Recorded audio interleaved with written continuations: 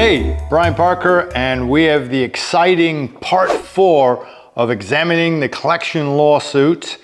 This is about the answer and affirmative defenses. You did the work on the summons, you did the work on the actual collector lawsuit, and you looked at and analyzed the bill of sale proofs. That's all gonna jump up and plunk into 2 documents. One, your counter affidavit, which is part 5.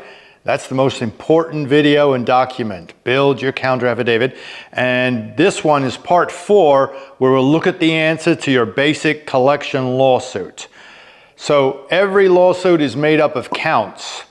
Your basic your basic collection lawsuit has 3 counts.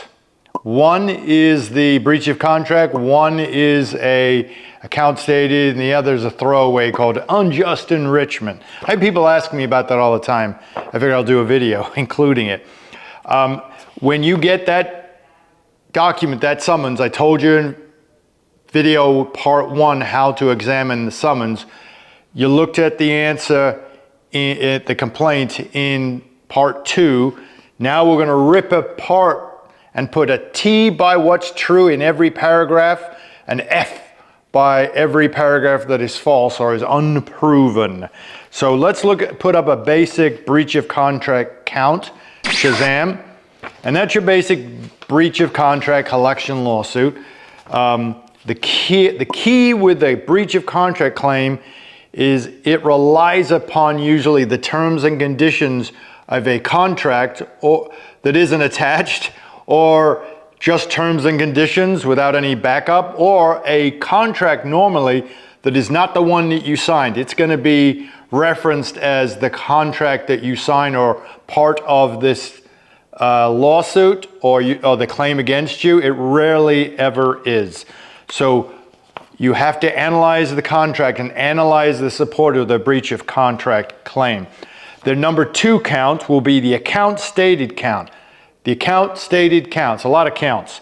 In most states, a count for account stated, that's actually a collection lawsuit, because most collection lawsuits don't have the proper paperwork or the contract. So an account stated approach, or counts, this is usually count 2, is how they file a pseudo breach of contract without the contract. However, while that must seem like it's a kind of a backdoor approach of getting you for breach of contract, to prove an account stated claim without the contract, they've got to jump through more hoops. And when they jump, you're right there to move the edge away so they don't make it all the way over. So a typical account stated claim is this, Shazam, and we're going to focus on 13 and 15.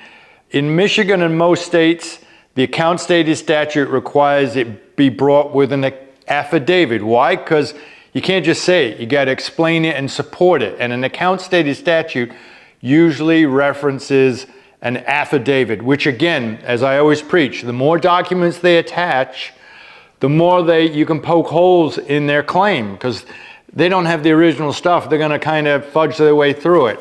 So you be the peanut butter to their fudge. I have no idea what that means. Anyway, an account stated statute generally requires the parties expressly agree upon the sum due, or the party receiving the account does not object within a reasonable time. So if you look at 13, Shazam, of the account stated statute, it says the plaintiff and defendant have consented to a sum as the credit balance due from one another on the account.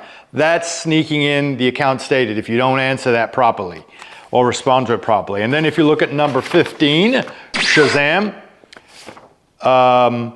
the defendant's payments and or failure to successfully question the state of the account within a reasonable amount of time constitutes admission of correctness. Ugh.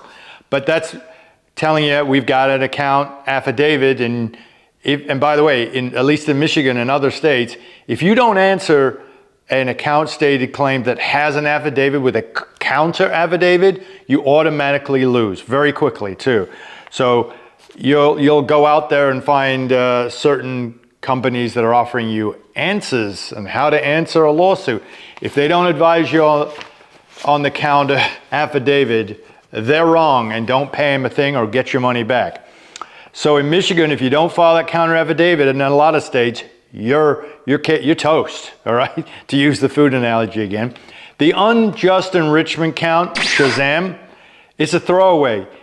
Most counts must live and die on their own, meaning if I just brought the breach of contract claim, there must be enough there within the four corners of the claim to be on its own. It'll have supporting documents, but it wouldn't need an account stated or a unjust enrichment claim to support it.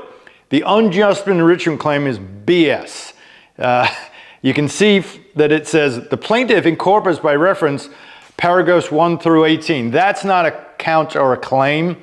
It must stand on its own or it shouldn't be brought, but it's brought. Why? Because attorneys and collectors are so insecure that they haven't brought the proper paperwork, and they haven't. They throw what did Phil Collins say? You throw enough S against the wall, some of it's going to stick. Well, it can all stick if you don't answer the lawsuit. So we've got to do our analysis using those first 3 videos I gave you. And now we have to answer the lawsuit. Attached to this video will be a template answer addressing all 3 counts for you to use in your state and your facts. So I'm going to give you some do's and don'ts. The do's. Answer every pleading or paragraph. So if you miss a paragraph, so let's say there's one here, I think there's 1 through 22, you do 19 and you do 21, you better hope that 20 isn't significant because that could be considered, if you will, an admission because you didn't answer it and it's defaultable. It's something they could go in on. Hey, they didn't respond, they could default. I don't know if defaults are as fractionalized, but it has an admission type quality. Why get into that? So the reason I gave you that T and F, where you take the lawsuit, you go T is true and F, because that puts you on a guide. You've done all 22. Now you just take what you did, take the information from the summons, the gold you got from the summons, you look at the bill of sale stuff, and that goes into your answer. That's a do. And the other do is to carry over what you've learned in the analysis of using the 3 videos. The don'ts. Don'ts are always more than do's. Don't just deny or admit. Again, that's a company online that you're going, I need an answer. Deny, deny, admit, admit.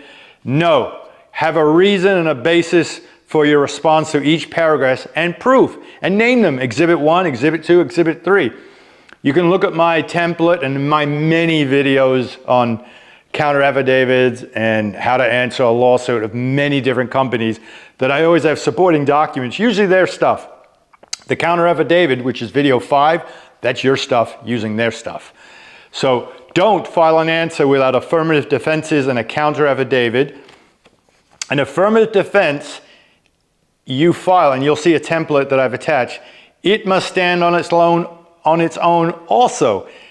A affirmative defense in most states is considered a pleading or a responsive pleading. So if you took one affirmative defense and that affirmative defense is they filed against me in the wrong county, that should be enough there and you can support it to file your own lawsuit. Each one you should look as mini lawsuits, and I tell you that because I don't want you to do boilerplate, meaning a lot of insecurity, again, especially with attorneys, they're fearful that they didn't cover every base. So let's say they need 5 affirmative defenses, they'll do 20 just so they think they've covered everything. Well, I've deposed collection attorneys and just wailed on them when it's discovered that they had no proof whatsoever for certain kind of affirmative defenses and outright falsehoods.